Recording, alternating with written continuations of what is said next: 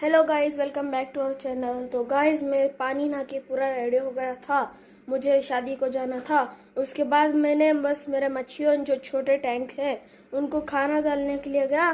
तब मैंने देखा कि मेरी बट्टा फिश, जो फीमेल बट्टा फिश थी, वो मरी पड़ी है। मैं आपको दिखाता हूँ कैसे मर गई। तो गाइस, ये देखो, यहाँ पर है हमारा मेल बट्टा। ये ब्रीडिंग के फिश थे। तो मैंने देखो यहाँ पर कैसे मरी पड़ी है। यहाँ पे गाइस, ये ब्रीडिंग की थी। कितना जगह है फिर भी जग नहीं रही है, ऐसे उल्टी पड़ गई है गाइस। देखो, हमारे गप्पीज के बच्चे एक्टिव हैं, गप्पीज भी एक्टिव है सारे। अब होनी को कौन ही टालता है। जो कुछ होता है अच्छा ही होता है। तो गाइस, आज के वीडियो में इतना ही। लाइक करिए, शेयर करिए, सब्सक्राइब करिए, ताकि मैं आपको और अच्छे अच्छे न्यू फिशेस और अच्छे कंटेंट लेकर आऊँ। बाय।